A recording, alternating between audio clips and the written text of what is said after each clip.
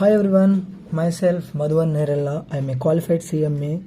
Now we are going to discuss few sections of this chapter. Companies incorporated outside India. Let's go into the chapter. So, what is company incorporated outside India? Here we are having our country India. Something ఇక్కడ మనకి దూరంగా ఏదో country ఉంది. So ఆ కంట్రీలో ఏవైతే companies incorporate అయినాయో, incorporate in the sense అక్కడ ఉన్న, ఫర్ ఎగ్జాంపుల్ అది జపాన్ అనుకో, జపాన్లో ఉన్న కంపెనీస్ యాక్ట్లో రిజిస్టర్ అయిన కంపెనీస్ని companies incorporated outside India అని పిలుస్తాం. సో ఈ చాప్టర్లో మనం తెలుసుకోవాల్సిన ఒక ఇంపార్టెంట్ సెక్షన్ ఏంటంటే సెక్షన్ 242 క్లాస్ 42. ఈ సెక్షన్ ఏం మాట్లాడుతుందంటే ఫారెన్ కంపెనీ డెఫినేషన్ గురించి మాట్లాడుతుంది. సో ఫారెన్ కంపెనీ అంటే it has to satisfy 3 conditions. First condition ఏంటంటే company incorporated outside India. So ఈ కంపెనీ అనేది ఇండియాలో ఇన్కార్పొరేట్ అయ్యింది కాదు, అవుట్ సైడ్ ఇండియాలో ఇన్కార్పొరేట్ అవ్వాలి.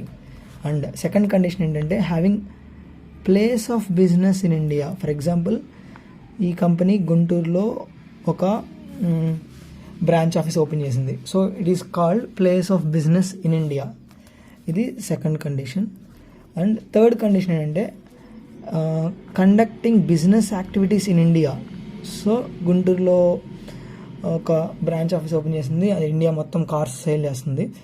సో ఈ 3 కండిషన్స్ ఏదైతే సాటిస్ఫై చేస్తుందో దాన్ని ఫారెన్ కంపెనీ అని పిలుస్తాం. I repeat, as per section 2 clause 42, foreign company means company incorporated outside India and having a place of business in India and conducting business in India. So ఈ 3 conditions ఏవైతే satisfy చేస్తాయో 1, 2, 3 దాన్ని మనం foreign company అని పిలుస్తాం. So but ఈ chapter name వచ్చేసరికి foreign company కాదు, companies incorporated outside India. అంటే ఈ కండిషన్ సాటిస్ఫై అయిపోయినా సరే బయట స్టార్ట్ అయిన కంపెనీస్ గురించి ఓవరాల్గా మాట్లాడుతుంది. సో ఇలాంటి కంపెనీస్కి నేను ఒక పేరు పెడతా. For example B.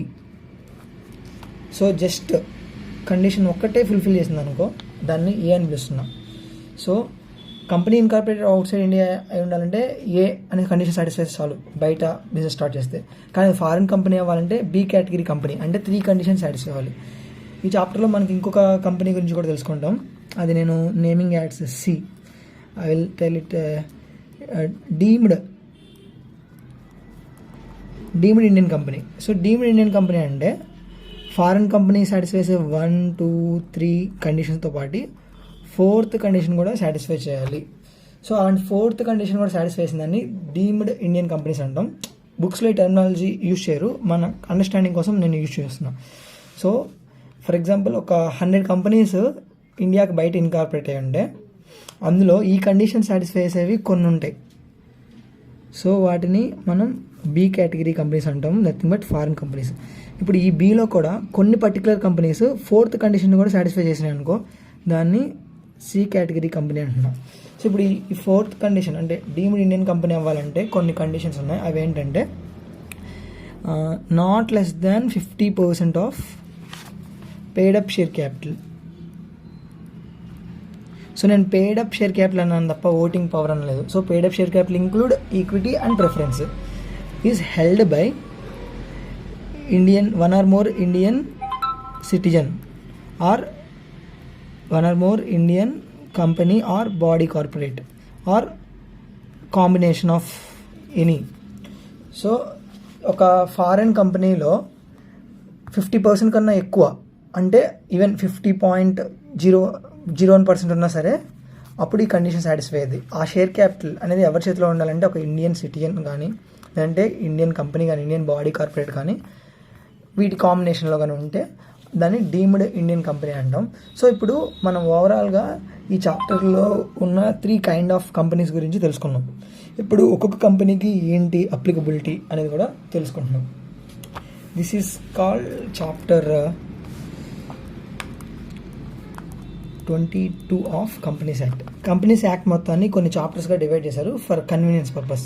సో ఈ చాప్టర్ మొత్తము డీల్ చేసేది ఫారిన్ కంపెనీస్ చూద్దాం. సో ఈ ఫారిన్ కంపెనీస్కి ఈ I will say ABC. So A అంటే ఏంటి మన ఎగ్జాంపుల్లో only company incorporated outside India. B అంటే ఏంటి ఫారిన్ కంపెనీ. సో ఫారిన్ కంపెనీకి ఈ చాప్టర్ 22 అనేది ఫుల్గా అప్లికబుల్ అవుతుంది. అంటే ఇక్కడ 15 సెక్షన్స్ ఉంటాయి, ఆ 15 సెక్షన్స్ అప్లికబుల్ అవుతుంది. సో ఇక్కడ ఏంటి ఏ కేటగిరీ అంటే 3 కండిషన్ సాటిస్ఫై చేయదు. బి కేటగిరీ అంటే 1, 2, 3 3 సాటిస్ఫై చేయాలి. ఏ కేటగిరీ అంటే ఓన్లీ ఒక కండిషన్ సాటిస్ఫై చేయాలి. సో ఆ ఒక కండిషన్ సాటిస్ఫై చేసినప్పుడు ఈ మొత్తం సెక్షన్స్ అప్లికబుల్ అవ్వవు, ఓన్లీ ఫ్యూ సెలెక్టెడ్ సెక్షన్స్ ఉంటాయి అనమాట. ఆ ఫ్యూ సెలెక్టెడ్ సెక్షన్స్ ఒక 5 సెక్షన్స్ ఉన్నాయి, ఆ 5 సెక్షన్స్ వరకు అప్లికబుల్ అవుతాయి. సో సి కేటగిరీ ఇదేంటి డీమ్డ్ ఇండియన్ కంపెనీ. సో ఇక్కడ ఏంటంటే ఎంటైర్ చాప్టర్ 22తో పాటు సచ్ అదర్ సెక్షన్స్ కూడా అప్లికబుల్ అవుతాయి to the extent of it's Indian operations. ఇంతకీ ఆ సచ్ అదర్ సెక్షన్స్ అంటే ఏంటంటే till now not at notified. So ఒకవేళ నోటిఫై చేస్తే అవి కూడా అప్లికబుల్ అవుతాయి. ఇది ఓవరాల్గా పిక్చర్. ఇప్పుడు మనం డిస్కస్ చేసిన టాపిక్స్ ఒకసారి మన ఇన్స్టిట్యూట్ మాడ్యూల్లో రెఫర్ అవుదాం. So companies incorporated outside India. So first definition వచ్చేసరికి ఫారెన్ కంపెనీ. 242లో foreign company means a company or body corporate incorporated outside India which have place of business in India. So incorporated outside India first condition, place of business and ఉంది. So 3 satisfy అవ్వాలి. And business activity in India. So place of business అనేది through agent అయినా అవ్వచ్చు, లేదంటే by it self. So ఆ కంపెనీనే డైరెక్ట్గా వచ్చి ఇండియాలో బిజినెస్ చేయొచ్చు, ప్లేస్ ఆఫ్ బిజినెస్ పెట్టచ్చు, లేదంటే ఒక ఏజెంట్ అపాయింట్ చేసుకోవచ్చు. అలాగే అది ఫిజికల్ మోడ్లో అయినా కావచ్చు, through electronic mode like online presence, ఒక ఫ్లిప్కార్ట్ కానీ ఇలా ఏదో ఒకటి. సో ఆన్లైన్లో కూడా ఇక్కడ ఫిజికల్గా ఎస్టాబ్లిష్మెంట్ ఏం లేకుండా త్రూ ఆన్లైన్ మోడ్లో నువ్వు చేసినా సరే అప్పుడు ఈ డెఫినేషన్లో ఫుల్ఫిల్ అవుతుంది అనమాట. సో ఇందుకే ఎలక్ట్రానిక్ మీన్స్ అంటే ఏంటంటే ఇంకొన్ని ఇక్కడ ఇల్లుస్ట్రేట్ ఎగ్జాంపుల్స్ ఇచ్చారు. అంటే ఎలక్ట్రానిక్ మోడ్ అంటే ఏంటి అంటే business to business and business to consumer. అంటే నువ్వు ఒక ట్రేడర్కి సర్వీస్ చేసినా లేదంటే ఒక కన్జ్యూమర్కి సర్వీస్ చేసినా సరే electronic mode. Data interchange and other digital supply transactions. So for example నువ్వు డేటా ఇంటర్చేంజ్ చేస్తున్నావు, సో అమౌంట్ తీసుకొని ఇక్కడ కొంత ఇన్ఫర్మేషన్ ఇంకొకరికి సప్లై చేస్తున్నావు. అది offering accepting deposits are inviting deposits are accepting deposits. So ఇలాంటి డిపాజిట్స్ సంబంధించిన ఫండ్ రైజింగ్ సర్వీసెస్ కానీ ఏమైనా చేసినా సరే. అలాగే financial settlement, web based marketing, telemarketing, telecommunication, data okay what ever. సింపుల్గా ఇక్కడ ఇది ఇట్స్ ఇంక్లూజివ్ డెఫినేషన్ కాదు, ఎందుకంటే ఇక్కడ he use the word including. So ఇవి ఒక ఇల్లుస్ట్రేట్ ఎగ్జాంపుల్స్ లాంటివి. ఇవి కాకుండా వేరేవి కూడా we can say it's electronic mode. Government can add some other to this list అనమాట. సో ఇక్కడ ఒక బ్రాంచ్ ఆఫీస్ ఉంది అండ్ ఇది ప్లేస్ ఆఫ్ బిజినెస్ అవుతుందా అంటే ఎస్, బ్రాంచ్ ఆఫీసే ప్లేస్ ఆఫ్ బిజినెస్. నెక్స్ట్ 379లో అప్లికబిలిటీ ఆఫ్ యాక్ట్ గురించి డిస్కస్ చేశాడు. నేను చెప్పాను కదా ఫారిన్ కంపెనీస్కి ఎంటైర్ చాప్టర్ అప్లికబుల్ అవుతుంది. కానీ I will show you something. So ఇది చూడండి. సో మొత్తం ఇక్కడ 5 సెక్షన్స్ ఉన్నాయి. Only incorporated outside India అయితే ఈ 5 సెక్షన్స్ మాత్రమే అప్లికబుల్ అవుతుంది. అదే ఫారిన్ కంపెనీ అయితే ఎంటైర్ చాప్టర్ అప్లికబుల్ అవుతుంది. సో ఇక్కడ ఒక 5 సెక్షన్స్ ఉన్నాయి, ప్లస్ ఇక్కడ ఒక 9+1 సెక్షన్. ఆ 9+1 ఏంటంటే 379 అనే సెక్షన్. ఈ 379 ఏం చెప్తుందంటే ఫారిన్ కంపెనీస్ అన్నిటికీ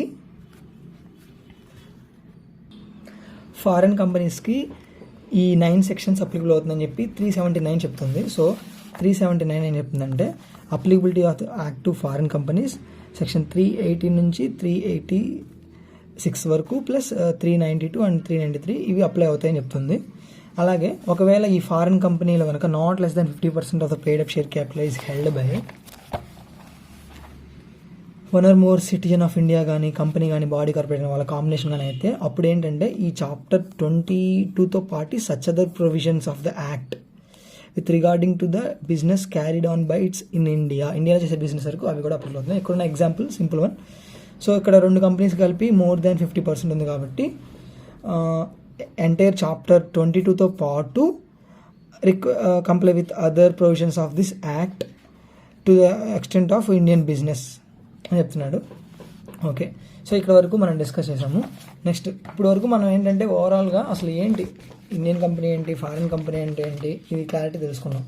ఇప్పుడు మనకి ఒకవేళ మనం ఒక ఫారిన్లో ఒక బిజినెస్ స్టార్ట్ చేసాం, ఫారిన్లో బిజినెస్ కాదు, ఫారిన్లో మనకి కార్స్ మ్యానుఫ్యాక్చరింగ్ కంపెనీ ఉంది, గుంటూరులో మనం బ్రాంచ్ ఆఫీస్ ఓపెన్ చేసాం. సో ఓపెన్ చేసిన తర్వాత మనం చేయాల్సిన ఫార్మాలిటీస్ ఏంటి అంటే,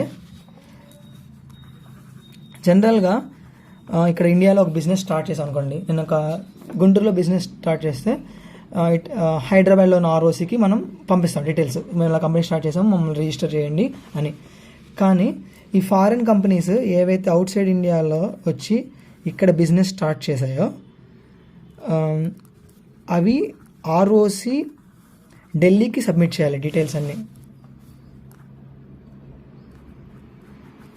in FC1.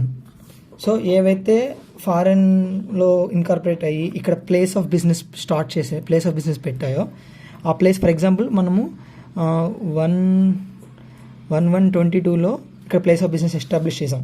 So within 30 days అంటే 30th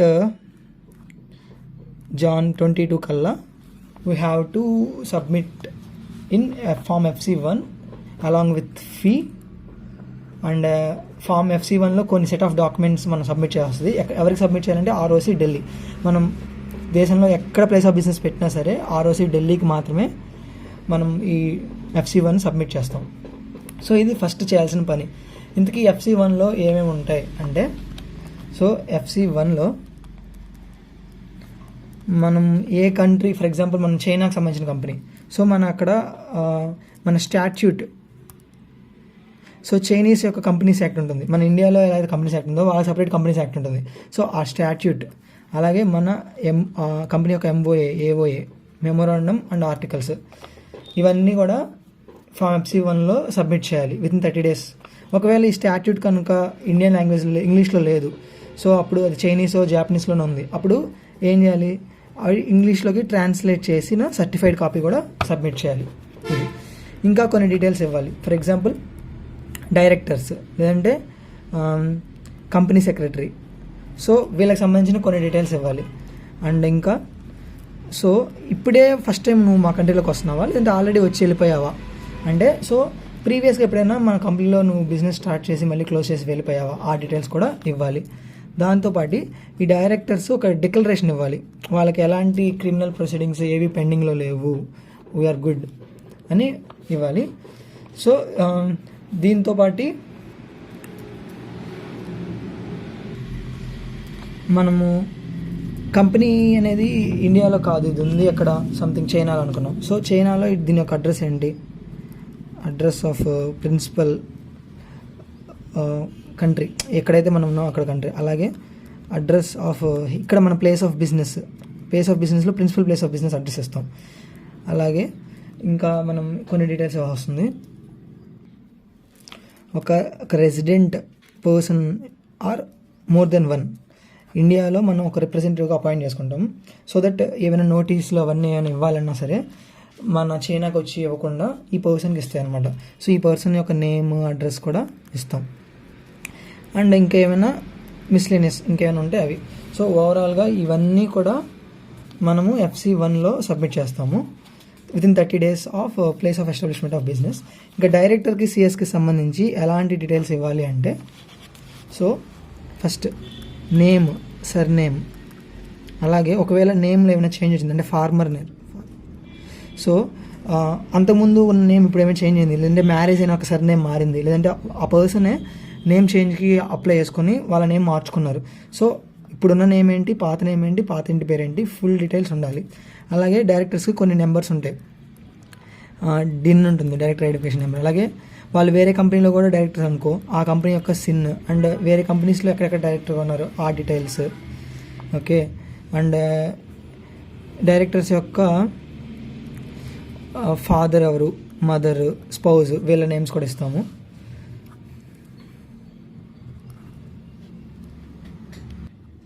వాళ్ళ డేట్ ఆఫ్ బర్త్, నేషనాలిటీ, అలాగే వాళ్ళు ఏ ప్రొఫెషన్లో ఉన్నారు, ఇంకా ఇలాంటి డీటెయిల్స్ అని ఇస్తాం. అండ్ వాళ్ళ మెయిల్ అడ్రస్. సో ఇవన్నీ కూడా డైరెక్టర్స్కి, సిఎస్కి సంబంధించి. ఒకవేళ సిఎస్ అయితే ఎక్స్ట్రాగా మెంబర్షిప్ నెంబర్ ఉంటుంది కదా, అది కూడా ఇస్తాం. సో ఓవరాల్గా ప్రాసెస్ ఏంటంటే, ప్లేస్ ఆఫ్ బిజినెస్ పెట్టిన 30 daysలో FC1లో ఇవన్నీ ఇవ్వాలి. సో ఇవన్నీ కూడా ROC న్యూఢిల్లీకి ఇస్తాం. సో ఒకవేళ FC1లో ఇచ్చిన డీటెయిల్స్లో ఏమైనా చేంజెస్ వచ్చినాయి అనుకో, అప్పుడు ఏం చేయాలంటే FC2లో within 30 days of such change again ROC న్యూఢిల్లీకి అలాంగ్ విత్ ఫీజు ఇవ్వాలి. ఫర్ ఎగ్జాంపుల్ డైరెక్టర్కి మ్యారేజ్ అయింది, సో సర్నేమ్ మారింది, లేదంటే కొత్తగా స్పౌజ్ నేము, ఇలాంటి వాట్ ఎవర్ డీటెయిల్స్ మనం ఏవైతే డీటెయిల్స్ ఇక్కడ ఇచ్చామో ఈ డీటెయిల్స్లో ఏ చేంజెస్ వచ్చినా సరే FC2 ఫైల్ చేసి ఇవ్వాలి. సో మనం డిస్కస్ చేసిన ఒకసారి స్టడీ మెటీరియల్ చూద్దాము. సో 30 daysలో మనం డెలివరీ చేయాల్సిన documents, certificate copy of charter, statute, memorandum and articles. ఒకవేళ అవి వేరే లాంగ్వేజ్లో ఉంటే ఇంగ్లీష్లోకి ట్రాన్స్లేట్ చేసి సర్టిఫికేట్ కాపీ ఇవ్వాలి. Full address of registered or principal office of the company. So ఇది ఫారెన్లో మన రిజిస్టర్డ్ ఆఫీస్ ఉంటుంది, ఫారెన్లో ఇన్కార్పొరేట్ అయింది కాబట్టి ఆ అడ్రస్ ఇస్తాము. అలాగే లిస్ట్ ఆఫ్ డైరెక్టర్స్, సిఎస్ ఎవరెవరు ఉన్నారు, అండ్ వాళ్ళకి సంబంధించి వాళ్ళ పేరు, సర్నేమ్, ఫార్మర్ నేమ్, సర్నేమ్ ఏమైనా చేంజ్ అయినా, father name, mother name, spouse name, date of birth, residential address, nationality of origin, passport, date of birth, pan number, occupation ఏంటి, DIN, sin, CS అయితే membership number, email address. So ఇవన్నీ ఇస్తాము. And so ఒక ఇండియాలో ఉన్న person address ఇస్తామని చెప్పుకున్నాం కదా, సో దట్ ఏ కరస్పాండెన్స్ ఉన్నా ఇతనికే పంపిస్తూ ఉంటాము. అంతకుముందు ఎప్పుడైనా ఓపెన్ చేసి మళ్ళీ క్లోజ్ చేశారా business. And declaration that none of the directors of the company or authorized representatives in India even been convicted or debarred from formation of companies. So వాళ్ళేమీ debar అవ్వలేదు అని ఒక డిక్లరేషన్, అదర్ ఇన్ఫర్మేషన్. సో ఇవన్నీ FC1లో 30 daysలో ROC ఢిల్లీకి పంపిస్తాము. Okay, fee కూడా ఇస్తాము. ఒకవేళ ప్లేస్ ఆఫ్ బిజినెస్ కనుక మనం క్లోజ్ చేస్తే అప్పుడు నోటీస్ ఇవ్వాలి రిజిస్ట్రార్కి. ఆ డేట్ నుంచి మనం వేరే కంప్లైంట్స్ ఏమి ఫాలో అవసరంలా, సబ్జెక్టు మనకి వేరే బ్రాంచ్ ఆఫీస్ ఏమి ఉండకూడదు. ఫర్ ఎగ్జాంపుల్ మన ఎగ్జాంపుల్లో మనకి ఇక్కడ గుంటూరులో ఒక బ్రాంచ్ ఉంది, మనం హైదరాబాద్లో ఇంకొక బ్రాంచ్ పెట్టుకున్నాం. సో ఇక్కడ బ్రాంచ్ క్లోజ్ చేసి నేను క్లోజ్ చేశాను ఇంకా నేను కంప్లైంట్ చేయాలంటే కుదరదు. అన్ని బ్రాంచెస్ క్లోజ్ చేసేసినప్పుడు మాత్రమే ఇంకా మనం ceases to have place of business, అప్పుడు మాత్రమే ఇంకా ఆబ్లిగేషన్స్ అన్నిటి నుంచి మనకి విముక్తి కలుగుతుంది.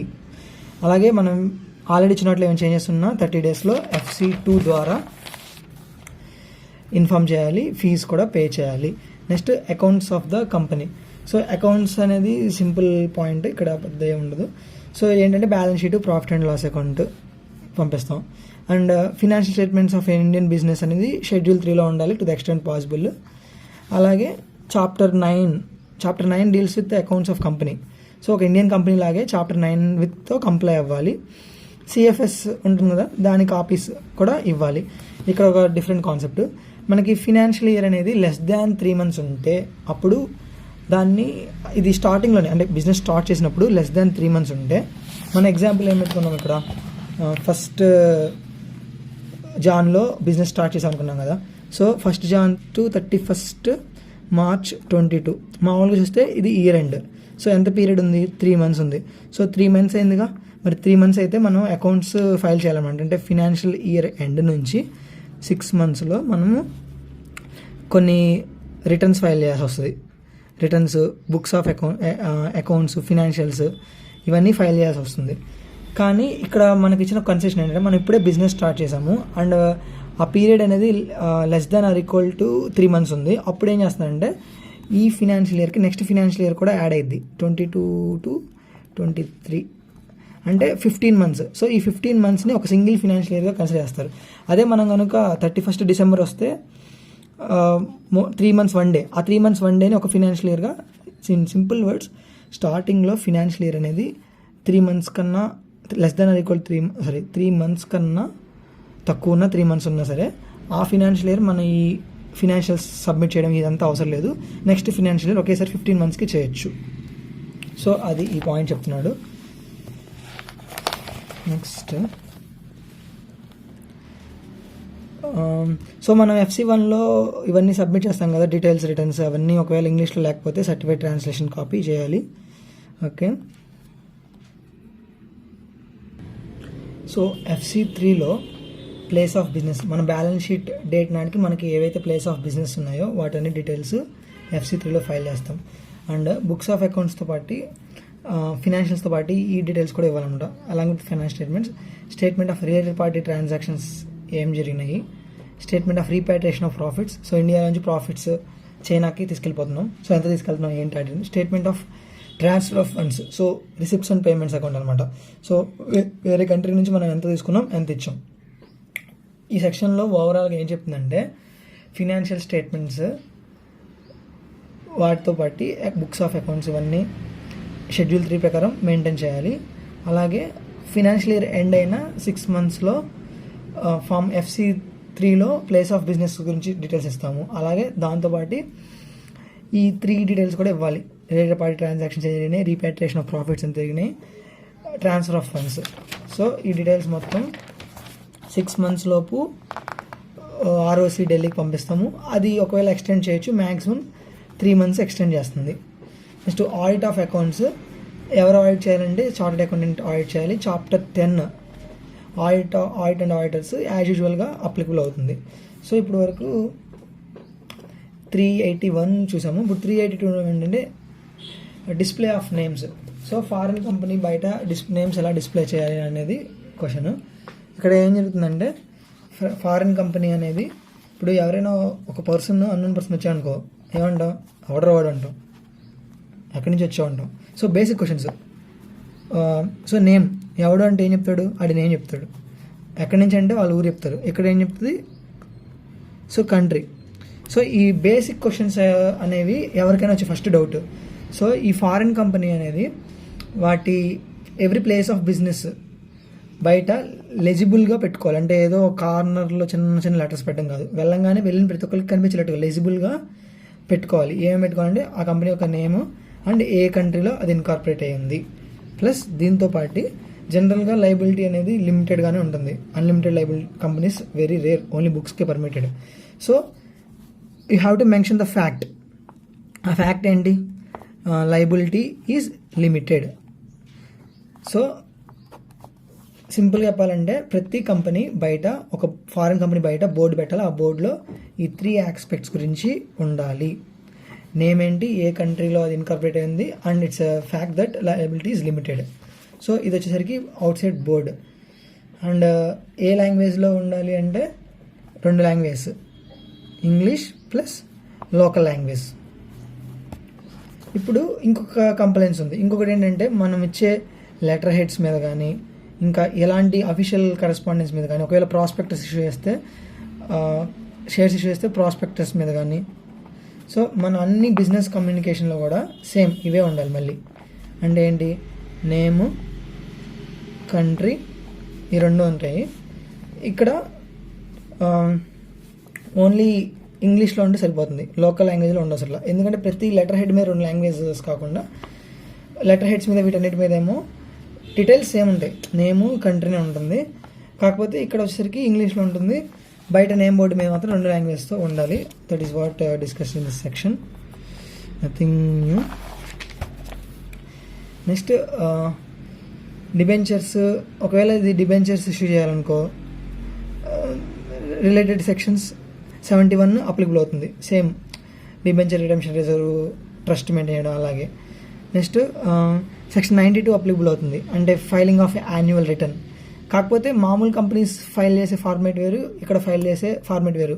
ఈ కంపెనీస్ FC4లో యాన్యువల్ రిటర్న్ ఫైల్ చేయాలి, అది కూడా 30 days from the end of the financial year. మామూలు ఇండియన్ కంపెనీస్ ఏం చేస్తాయి 60 days from the end of AGM. ఇక్కడ ఏంటంటే 60 days from the end of financial year. అలాగే section 128 books of accounts applicable అవుతుంది ఫారిన్ కంపెనీకి కూడా. And register of charge. And books of accounts ఉంటే దాన్ని ఇన్స్పెక్షన్ కూడా చేయాలి కదా, so inspection, enquiry and investigation కూడా అప్లికబుల్ అవుతుంది. ఓకే, నెక్స్ట్ కొన్ని ఇంటర్ప్రిటేషన్ గురించి మాట్లాడుతున్నాడు ఇక్కడ. సర్టిఫైడ్ అంటే ఏం సర్టిఫై చేయాలంటే ట్రూ కాపీ అని చెప్పి సర్టిఫై చేయాలి. నెక్స్ట్ డైరెక్టర్ అంటే ఎవరు అంటే డైరెక్టర్గా అపాయింట్ అయినాడే కాదు, డైరెక్టర్ లాగా వర్క్ చేసేవాడు.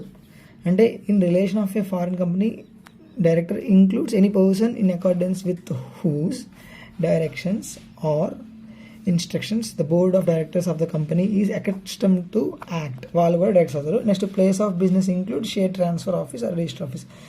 సో ఇక్కడ ప్లేస్ ఆఫ్ ఓన్లీ కంపెనీ ఒక షేర్స్ని ట్రాన్స్ఫర్ చేయడానికి ఇక్కడ ఒక ఆఫీస్ ఓపెన్ చేసింది అనుకోండి, దాన్ని కూడా ప్లేస్ ఆఫ్ బిజినెస్గా కన్సిడర్ చేస్తాం. ఎగ్జామ్లో ఈ 3 కండిషన్స్ ఇచ్చాడు అనుకో, అప్పుడు మనము దాన్ని ఫారిన్ కంపెనీ అంటాం. ఏ 3 conditions? Place of incorporated outside India, place of business, doing business in India. ఒకవేళ లాస్ట్ కండిషన్ ఇవ్వకపోయినా సరే we can take an assumption. Place of business ఉందంటే బిజినెస్ చేస్తుందని అజంప్షన్ తీసుకోవచ్చు. ఒకవేళ బిజినెస్ చేయట్లేదని స్పెసిఫిక్గా ఇస్తే అప్పుడు it's not a foreign company అని చెప్తాం. సో ఇక్కడితో 386 దాకా అయింది. అంటే 386 దాకా అంటే ఓన్లీ ఫారిన్ కంపెనీకి ఎక్స్క్లూజివ్గా అప్లికబుల్ అయ్యే సెక్షన్స్ కోసం మనం డిస్కస్ చేసాము.